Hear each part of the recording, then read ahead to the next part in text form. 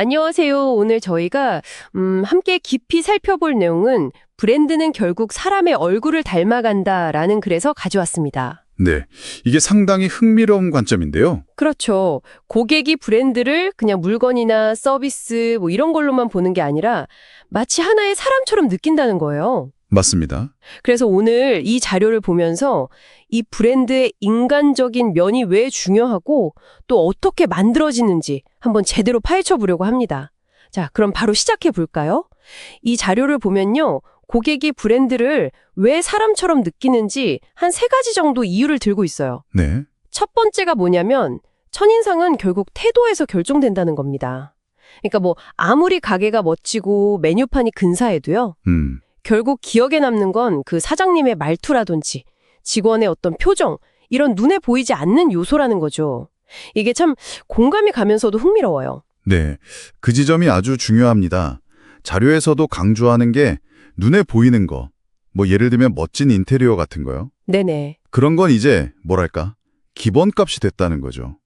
오히려 고객이 와 하고 감동하거나 오래 기억하는 건 그 직원의 진심 어린 눈빛이라든지 아니면 되게 친절한 말투, 이런 보이지 않는 태도에서 온다는 겁니다. 아, 그러니까 감정은 결국 사람을 통해서만 전달된다 뭐 이런 맥락이군요. 정확합니다.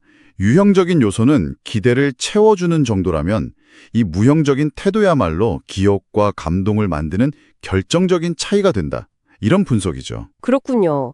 그럼 좋은 제품이나 서비스만으로는 이제 확실히 좀 부족하다 이런 느낌이네요.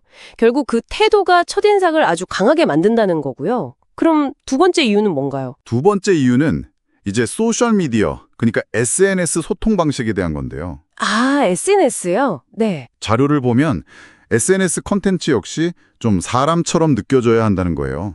그냥 딱딱하게 정보만 쭉 나열하는 계정 있잖아요. 네, 많죠. 그런 건 사실 매력이 좀 없다는 거죠.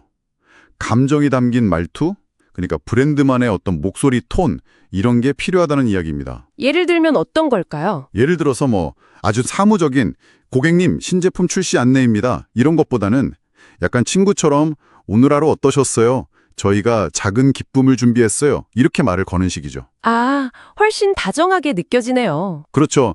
이런 방식이 훨씬 더 강력한 유대감을 만든다는 거예요. 듣고 보니까 정말 공감이 가네요. 온라인 공간에서도 결국 그 사람 냄새라고 할까요? 그런 인간적인 온기가 느껴져야 한다는 거군요. 맞습니다. 근데 이게 말처럼 쉽진 않을 것 같아요. 뭐랄까, 브랜드 개성은 지키면서도 좀 진정성 있게 다가가는 톤을 만드는 게 관건이겠네요. 바로 그겁니다. 디지털 환경에서도 소통의 핵심은 인간적인 온도라는 거죠. 브랜드가 쓰는 목소리 톤이나 단어 선택 하나하나가 모여서 그 브랜드만의 개성, 즉 고객에게 보이는 페르소나를 만들거든요. 페르소나요? 네, 이 페르소나를 통해서 고객이랑 정서적인 유대감을 쌓는 겁니다. 이게 명확하고 매력적일수록 고객은 그 브랜드를 더 가깝게 느끼게 되고요. 자료에서도 지적하듯이 감정이 없는 소통만으로는 깊은 관계를 만들기가 어렵다는 거죠. 태도 그리고 목소리 톤에 이어서 세 번째 이유는 뭔가요? 세 번째는 고객이 브랜드와 관계를 맺는다는 사실이에요. 관계요? 네, 단순히 물건 한 번 사고 파는 그런 일회성 거래를 넘어선다는 거죠. 특히 오프라인 매장을 생각해보면 쉬운데요. 물건 파는 그 자체에만 집중하기보다는 뭐 고객 이름을 기억해준다거나 아, 아니면 지난번에 추천해드린 건 좀 어떠셨어요? 뭐 이런 사소한 안부나 관심 표현이 있잖아요. 네네, 그런 거요. 그런 짧은 대화들이 계속 반복되면서 브랜드만의 고유한 표정이 만들어진다는 거예요. 이런 기억들이 차곡차곡 쌓여서 고객은 그 브랜드를 약간 친근한 누군가처럼 인식하게 되는 거죠. 아, 그렇군요. 단순히 물건을 판다기보다는 그 고객과의 계속되는 상호작용 속에서 관계를 쌓아가는 그 과정 자체가 중요하다는 의미네요. 네, 맞습니다. 이 3가지 이유를 쭉 들어보니까 결국 브랜드 경험의 핵심은 그냥 사람 그 자체인 것 같다는 생각이 드네요. 정확히 보셨습니다. 자료의 결론도 사실 그 이야기인데요. 거래를 성사시키는 것보다 고객과의 관계 형성을 더 중요하게 생각할 때 고객은 그 브랜드를 다시 찾게 되고 심지어 팬이 될 가능성도 높아진다는 거죠. 이런 꾸준한 상호작용이 브랜드에 대한 어떤 긍정적인 감정이나 신뢰를 만드는 아주 단단한 기반이 되는 겁니다.